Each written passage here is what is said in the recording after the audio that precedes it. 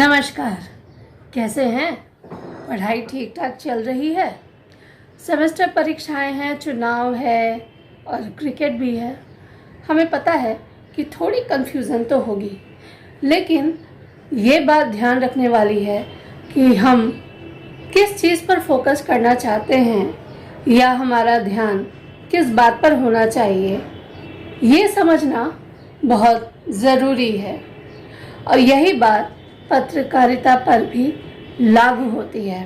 आज हम बात करेंगे पत्रकारिता के अलग अलग प्रकारों पर, यानी अलग अलग विभाग। और पत्रकारिता की भाषा में कहें तो उसे हम बीट कहते हैं। पत्रकारिता के कई अलग अलग बीट होते हैं और सबका अपना अपना महत्व होता है। हर बीट के पत्रकार को अपने बीट की खबरें लाने के लिए बहुत ज़्यादा मेहनत करनी पड़ती है और यह एक दिन में नहीं होता, बल्कि ये बहुत कड़ी मेहनत का परिणाम होता है। और कई बार ये भी होता है कि जब कई सालों तक मेहनत करने के बाद जब पत्रकार उस बीट पर पकड़ बना लेता है तो अचानक उसे पता चलता है कि उसकी बीट बदल दी गई है।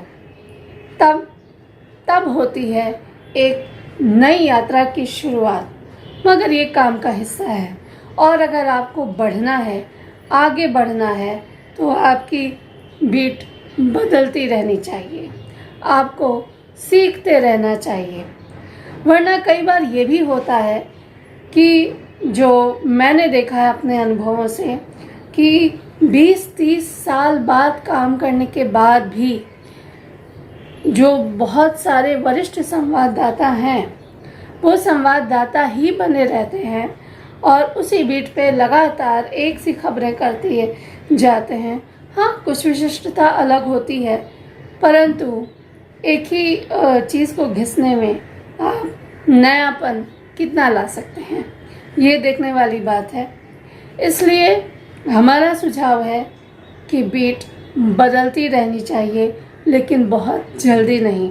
एक बार कुछ सीख जाइए, खुद को स्थापित कर लीजिए, क्योंकि जैसे जैसे आप आगे बढ़ेंगे वो आपका आधार बनेंगे। कई बार आपने देखा होगा कि कोई भी पत्रकार या कोई भी संवाददाता या कोई भी संपादक एक फ़ोन कर देता है और उन चीज़ों का असर हो जाता है। तो ये ऐसे नहीं होता। इसके लिए और इसके पीछे वो 30-40 साल की जो लंबी साधना होती है या 10-20 साल का जो कठोर परिश्रम होता है, जो संपर्क उसने बनाए होते हैं, ये उसी के कारण होता है। तो आज बात हम करेंगे पत्रकारिता के अलग अलग क्षेत्रों, विभागों या प्रकारों पर। तो बात करते हैं, नीचे से ऊपर की ओर शुरू करें या ऊपर से नीचे की ओर शुरू करें। चलिए हम बात करते हैं स्थानीय खबरों की पत्रकारिता से, क्योंकि यही पत्रकारिता का आधार स्तंभ है।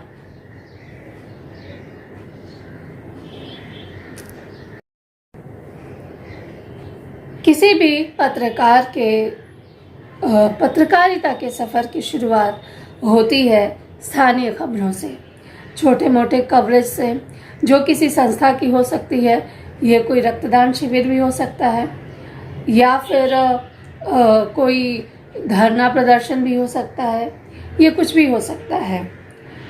स्थानीय पत्रकारिता यानी स्थानीय मुद्दों की पकड़, आसपास के लोगों से आपकी पहचान, इसके ज़रिए आप अलग अलग लोगों तक पहुंचते हैं, अलग अलग अधिकारियों तक पहुंचते हैं। आप इसे यूँ समझिए कि ये पत्रकारिता का बेबी स्टेप है, लेकिन एक अच्छा पत्रकार बनने के लिए ये बेबी स्टेप बहुत ज़रूरी होता है, क्योंकि यही ये लोग हैं जहाँ से आपके संपर्क एक के बाद एक फैलते हैं। इसे यूँ समझिए कि हमने जड़ पकड़ी और वो जड़ सीधे वृक्ष की ऊंचाई तक जा पहुंची। इसलिए स्थानीय मुद्दों की समझ बेहद ज़रूरी है, क्योंकि अगर स्थानीय मुद्दों की समझ होगी तभी आप राजनीतिक पत्रकारिता या किसी भी विधा की पत्रकारिता यानी किसी भी प्रकार को अच्छे तरीके से समझेंगे। स्थानीय पत्रकारिता इसमें स्कूल कैसे हैं उस इलाके के, पानी आता है कि नहीं कॉरपोरेशन से के पानी नल से, या इस तरह के बहुत सारे मुद्दे हैं जो कि स्थानीय पत्रकारिता के अंतर्गत आते हैं। वहाँ की संस्कृति कैसी है, वहाँ का इतिहास कैसा है, वहाँ का वातावरण कैसा है, वहाँ के लोगों की समझ कैसी है, ये छोटे छोटे जो मुद्दे हैं वो बहुत ज़रूरी होते हैं। उदाहरण के लिए अगर हम माध्यमिक की ही बात करें, चूँकि मैंने शिक्षा बीट की है तो मैं उदाहरण वहाँ से ले रही हूँ।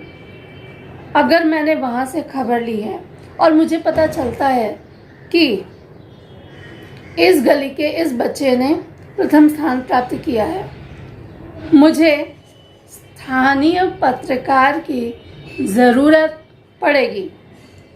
अब स्थानीय पत्रकार को आप जिला संवाददाता समझिए या फिर शहर के रूप में लीजिए या गांव के रूप में लीजिए, लेकिन ये पत्रकारिता का बैकबोन है। इनका मजबूत होना किसी भी अखबार की सफलता के लिए बहुत ज़्यादा ज़रूरी है। और मेरा सुझाव है कि आप चाहें कितने भी ऊपर चले जाएं, लेकिन जो लोकल रिपोर्टर्स हैं, जो स्थानीय पत्रकार हैं, उनसे अपनी दोस्ती बना कर रखिए। वो कभी भी आपकी मदद कर सकते हैं और उनको अपने से कमतर मत समझिए, या ये मत समझिए कि आप शहर में हैं तो आप ज़िले के पत्रकार को कुछ नहीं समझेंगे। ये एक मानसिकता मैंने देखी है सफल पत्रकारों में, जो कि बहुत गलत है। ये भी देखा गया है कि ज़िले के पत्रकारों में भी एक अजीब तरह की परेशानी है, एक अजीब तरह की खींच है, क्योंकि उनको उतना क्रेडिट नहीं मिलता, उतना श्रेय नहीं मिलता, और उनके काम का श्रेय दूर किसी ब्यूरो ऑफिस में बैठा पत्रकार ले जाता है, जो कि उस गांव में कभी गया ही नहीं। तो जाहिर सी बात है खींच तो उठेगी। इसलिए ज़रूरी है कि हम स्थानीय मुद्दों, स्थानीय पत्रकारों और स्थानीय पत्रकारिता को बहुत ज़्यादा महत्व दें, क्योंकि ये हमारे अखबार से लेकर चैनल से लेकर हर चीज़ की रीढ़ की हड्डी हैं।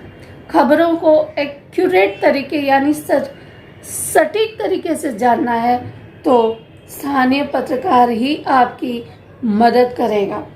तो स्थानीय पत्रकारों से दोस्ती बना कर रखिए और उनको ये मत फील होने दीजिए कि वो नेग्लेक्टेड हैं या अनवांटेड हैं या वो स्ट्रिंगर हैं तो उनकी कोई ज़रूरत नहीं। बल्कि मैं तो कहती हूँ कि मीडिया संस्थानों को, इन पत्रकारों को विशेष सुविधाएं देनी चाहिए, क्योंकि इनका अपना महत्व है।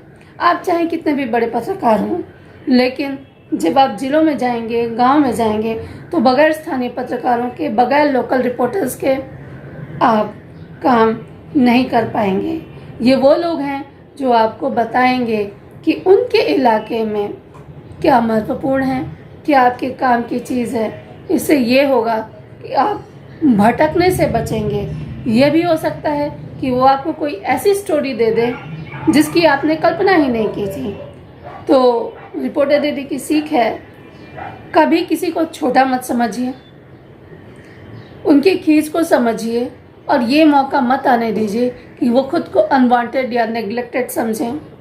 उनके विकास के लिए भी नीतियाँ होनी चाहिए। हमारी पत्रकारिता का एक बड़ा भाग स्ट्रिंगर्स पे टिका है, तो they deserve respect and we should respect them.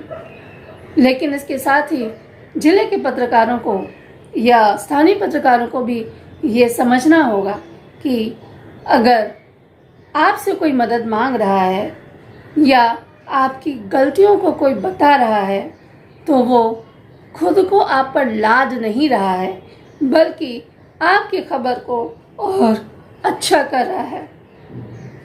आपको खींचने के बजाय उनकी मदद करनी चाहिए।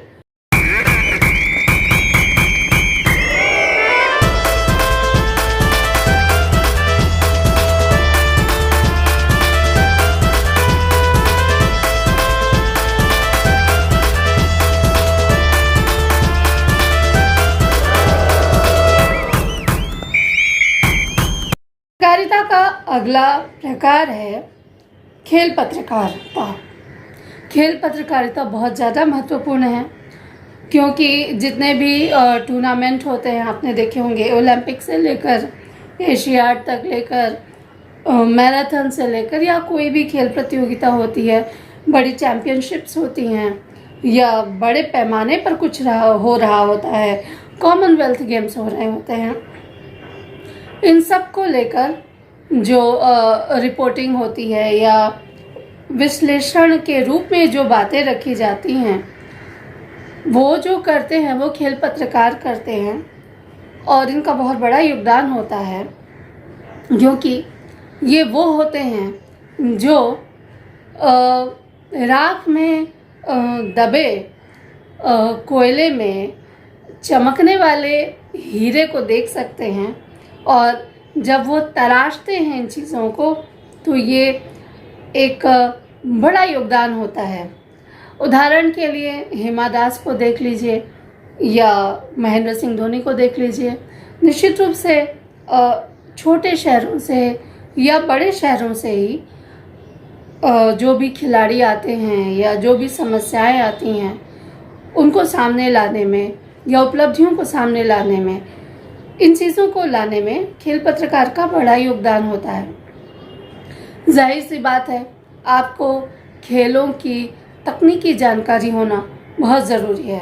कम से कम आपको ये तो पता होना चाहिए कि हिट विकेट होता क्या है, छक्का किसे कहते हैं, नो बॉल क्या होता है, या हॉकी के अलग अलग जो तकनीकी शब्द हैं, या हर खेल के अपने अपने तकनीकी शब्द हैं, अपना इतिहास है, अपने इलाके हैं। इन सारी चीज़ों को समझना बहुत ज़रूरी है। देखा जाए तो आप जितनी गहराई में जाएंगे आपको उतने ही नायाब मोती मिलेंगे। ठीक यही बात पत्रकारिता के साथ ही है, और खेल पत्रकारिता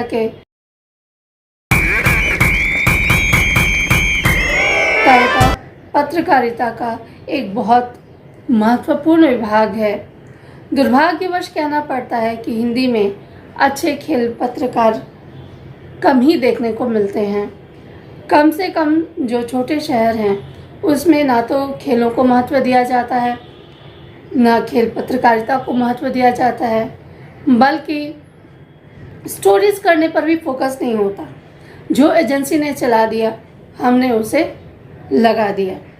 मजबूरी भी होती है, क्योंकि अखबारों के पास पत्रकार कम होते हैं, संसाधन कम होते हैं। लेकिन इस चीज़ पर अगर हम फोकस करें, खेल पत्रकारिता पर फोकस करें, तो हमारी काफ़ी समस्याएं सुलझ सकती हैं और काफ़ी सारी चीज़ें आसान हो सकती हैं। तो अगर आप खेल में रुचि रखते हैं, खेलों में आपको बहुत गहरी दिलचस्पी है, तो इस जानकारी को थोड़ा सा और बढ़ाइए।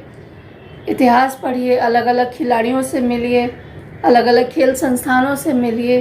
तो ये आपके काम करने का एक बहुत अच्छा क्षेत्र हो सकता है, खासकर इसलिए हिंदी में, क्योंकि इसमें ज़्यादा काम नहीं हुआ है।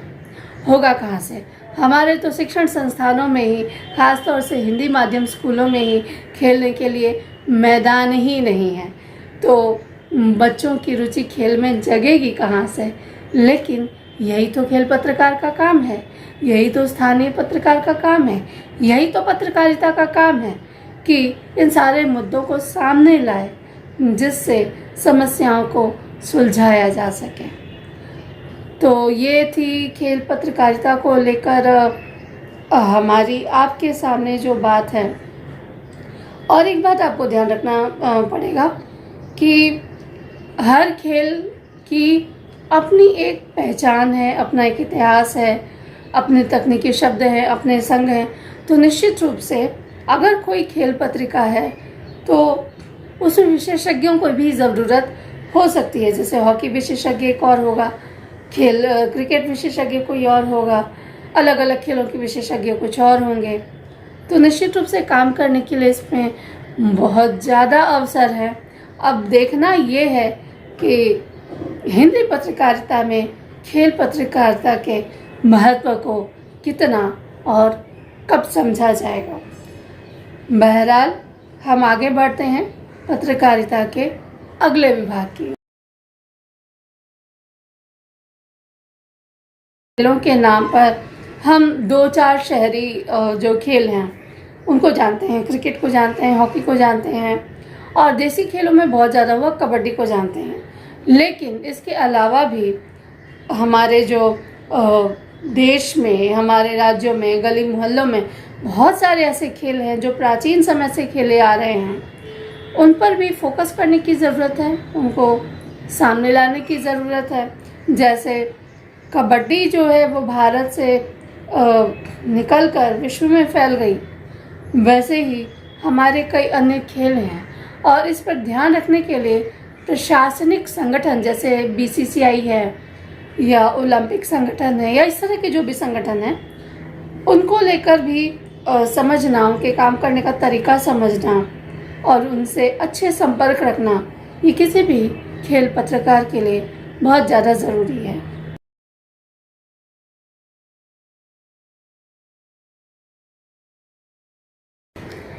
अब बात पत्रकारिता के ऐसे क्षेत्र की जिसके बिना बात तो आगे बढ़ ही नहीं सकती, जो कि आम लोगों की ज़िंदगी से जुड़ी हुई है। और मेरे कुछ निजी अनुभव इसलिए रहे हैं क्योंकि मैंने 10-15 साल ये बीट कवर की है, और निजी तौर पर मुझे ये बीट बहुत बहुत बहुत ज़्यादा पसंद आई, क्योंकि मैं युवाओं के साथ काम करती हूँ और युवाओं से रूबरू होने का जो मौका मिला वो मुझे इसी क्षेत्र की पत्रकारिता के माध्यम से मिला। आप समझ गए होंगे मैं शिक्षा क्षेत्र की पत्रकारिता की बात कर रही हूँ। ऐसा क्षेत्र है ये जिसमें पत्रकारिता का हर क्षेत्र समाहित है, जैसे स्कूल, कॉलेज, विश्वविद्यालय, शिक्षक संगठन, छात्र संगठन। और छात्र संगठन इसलिए कि इसमें सीधे राजनीतिक दलों के जो युवा वर्ग हैं उनको लेकर छात्र संगठन बनाया जाता है, जो कि सीधे हमारे शिक्षण संस्थानों से जुड़े हुए होते हैं। इसके अलावा बहुत सारे शोध संस्थान होते हैं, बहुत सारे जो कॉलेज ये भी होते हैं, उनके कर्मचारी होते हैं, अलग अलग विधाएं होती हैं, बच्चों की प्रतिभा होती है, विषयों को लेकर जो जानकारी होती है। हर शिक्षण संस्थान और हर संगठन का अपना इतिहास है। तो ये ऐसा जो क्षेत्र है जिसमें काम करने के लिए आपके पास बहुत बहुत बहुत ज़्यादा कुछ है।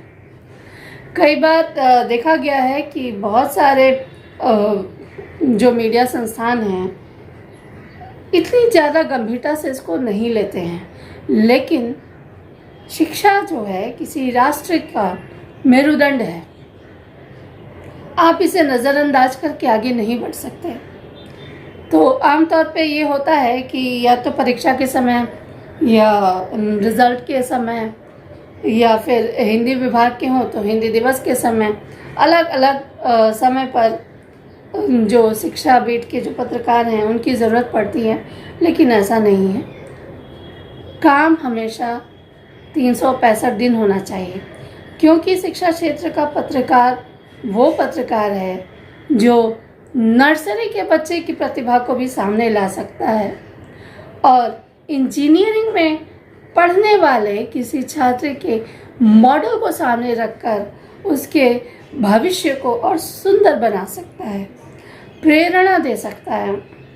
तो अगर आप शिक्षा बीट को कवर कर रहे हैं तो आपको खुद पे गर्व होना चाहिए, क्योंकि समाज के लिए भला करने का जो काम है वो पत्रकारिता का हर क्षेत्र करता है, लेकिन जो बुनियादी चीज़ें हैं वो शिक्षा बीट का पत्रकार ही करता है। तो बहुत खुशी होती है मुझे आज ये कहकर कि मैंने ये बीट कवर की है, और इस क्षेत्र में जिससे भी बहुत ज़्यादा समर्थन मिला, सहयोग मिला, बहुत ज़्यादा मार्गदर्शन मिला, उन सबको धन्यवाद कहते हुए, कृतज्ञता बहुत बड़ी चीज़ होती है। जिसने आपको सिखाया हमेशा उसको धन्यवाद कहिए। भले ही आप उसके प्रभाव में ना हो, भले ही आप उसके बहुत ज़्यादा नज़दीक ना हो, क्योंकि अन्य क्षेत्रों की तरह शिक्षा में भी राजनीति तो होती है, लेकिन राजनीति में भी एक शिक्षा है। तो तमाम मतभेदों के बावजूद, तमाम दूरियों के बावजूद एक धन्यवाद तो बनता ही है। तो शिक्षा पीठ के पत्रकार को सलाह यही है कि अपना काम गंभीरता से कीजिए। देखिए कि हर शिक्षक में कितना स्कोप है, वो कितना अच्छा बना सकता है, क्योंकि शिक्षक का काम अगर सामने आएगा, अच्छा काम अगर सामने आएगा, तो राष्ट्र तो खुद ही आगे बढ़ेगा। और ये काम हम पत्रकार कर सकते हैं। ग्रामीण पाठशालाएं हैं, स्कूलों के अलग अलग रूप हैं। ग्रामीण पाठशालाओं के बारे में हमने कहा, स्कूलों में किस तरह की दिक्कतें हैं, शिक्षकों की किस तरह की दिक्कतें हैं, उनकी क्या उपलब्धियां हैं, फीस क्यों बढ़ रही है, क्यों नहीं बढ़ाई जानी चाहिए या क्यों बढ़ाई जानी चाहिए। कोई बच्चा बहुत अच्छा कर रहा है और कोई शिक्षक संगठन है जो लगातार काम किए जा रहा है, तो ये बहुत बड़ा क्षेत्र है। भाषा की दृष्टि से भी, विषय की दृष्टि से भी, संस्थानों की दृष्टि से भी, शोध संस्थानों की दृष्टि से भी, प्रशासनिक दृष्टि से भी, और बहुत हद तक राजनीतिक दृष्टि से भी। यही कारण है कि शिक्षण संस्थान जो हैं, राजनीतिक दलों के निगाहें इस पर टिकी रहती हैं। अब ये पत्रकार का काम है कि वो किस तरह से सकारात्मक तरीके से चीज़ों को आगे ले जाए। तो शिक्षा बीट जो है बहुत अच्छी किस्म है पत्रकारिता की, आप कह सकते हैं, जिसमें आपको सीखने को बहुत कुछ मिलेगा और हर तरह से सीखने को मिलेगा। ये ऐसा क्षेत्र है जिसमें अपराध भी शामिल है, क्योंकि मारपीट तो होती रहती है और ठगी जालसाजी भी होती रहती है, धरने प्रदर्शन भी होते रहते हैं, उसमें नेता भी पहुंचते हैं। जादवपुर का जो प्रदर्शन है, जादवपुर विश्वविद्यालय का, कौन भूला है, किस तरह से धरने प्रदर्शन को अराजकता में बदल दिया जाता है और जो मूल मुद्दा है वो कहीं दबकर मर जाता है। ये देखने की ज़रूरत है।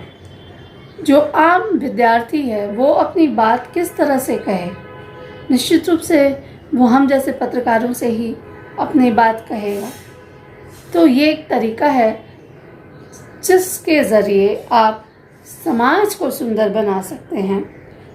तो शिक्षा बीट का पत्रकार एक बहुत महत्वपूर्ण कड़ी है।